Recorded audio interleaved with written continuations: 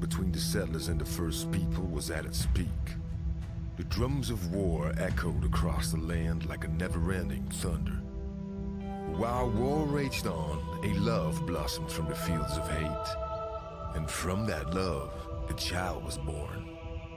Ayana, who had eventually grown into her own, chose to travel the lands and learn for herself the histories of her lineage. With a heavy heart, her mother stayed behind in a town called Corpse Creek.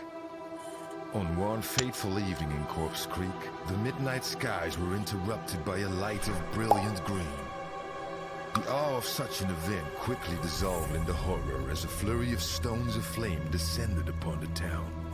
Most folks fell victim to the debris and smoke that consumed the land, though the survivors quickly discovered that the bodies did not remain still for long.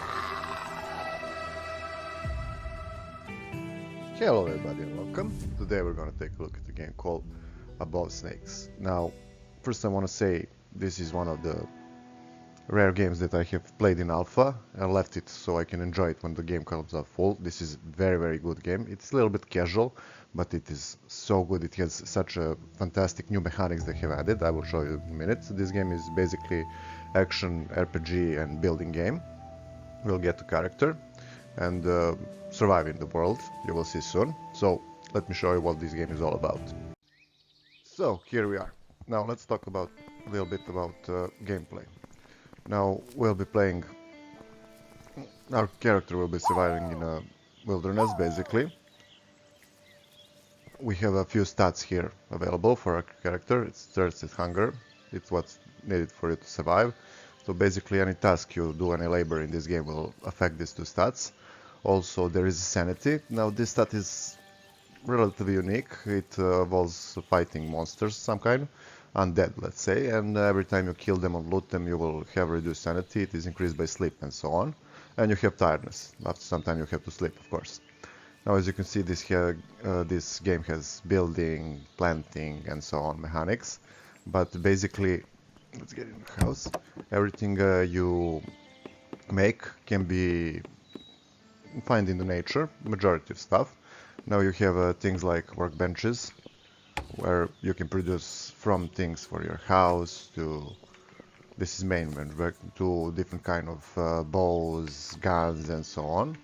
Let me show you just some of the things that are available. Now some things are purely for decoration, while other things are quite functional, like you need smith furnace or stove and so on, because, let me show you, there is a kitchen here. So okay, we need one lumber to light it up. And from this moment we can cook. As you can see, there are different kind of recipes, ingredients and so on. So you can mix them and get meals. There is also your inventory here, as you can see, divided into a few categories like resources, consumables, equipment. So everything you want to equip, you just click on it. You also have a few tools, guns. So guns need bullets, also bows need arrows, so keep that in mind. Building materials, so I can place this on the floor. And you have various items which mainly you can sell, but some of these can open chests and so on. It can be useful in quests, so keep that if you can. Every time you die, if you're not playing on the hardest difficulty, you will respawn all of some of your items. There is also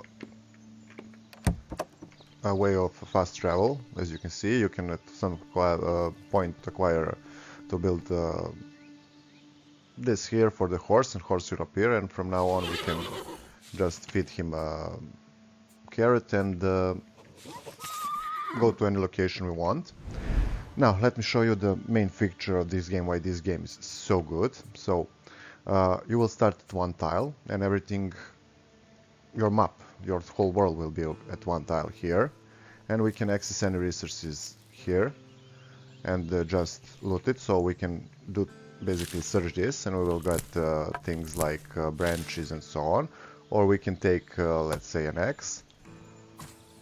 Sorry.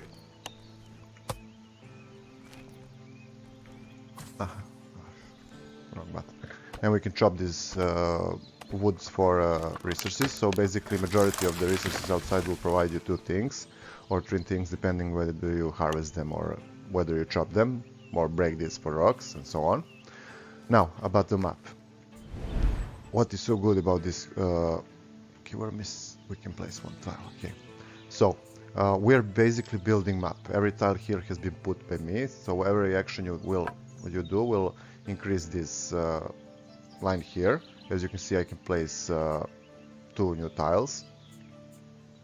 I can also edit, delete, and so on, any tile I want. Now let's place. All you have to do is press C, and you can choose from 3 climates. Now, in every climate you have few biomes. As you can see, you have prairies and plains, and every part we take, let's say it here. I cannot put it here because it has a red line. It cannot go on prairie. It has to go on a tile connecting like this. So if I want to, let's say, make there, I'm gonna take something like, let's say this,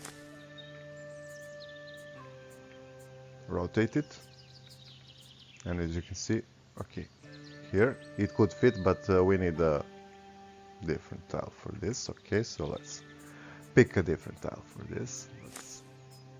Something like this, and so on. So every tile you put, there are a few special tiles.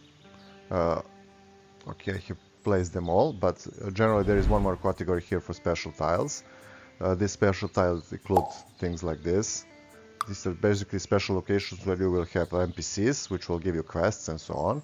So you have to build your world, and you can build quite large worlds here. It is very interesting. There are a lot of mechanics. So you see, there is also town in here. So there are many enemies. There are bounties. I cannot explain to you how many quests there are in this game. Fighting is pretty straightforward. You will fight with manual weapon like X or pickaxe. I suggest you to use X, and as you can see, let's find some enemy. I'll show you in a second. Okay, there is a bounty here. Also, here are the quests, number of days we can play, your shortcuts, and so on. So as you can see, the game is pretty straightforward. It is meant a lot of building. For a lot of building, also I have companion. I have a little wolf. I can get him from the quests. There is a lot of things you can acquire in this game. It is fairly interesting. A lot of building, a lot of item producing, combining, and so on. Now here are the zombies. So we can use like this. Of course, we cannot shoot over the obstacles, but basically we can use it to shoot. There are different kind of enemies. We have no more ammunition, or we can use something like the gun. Okay, I'm not skilled at this still. So there is a skill for everything you use, and the higher the skill, or we can use something like the axe.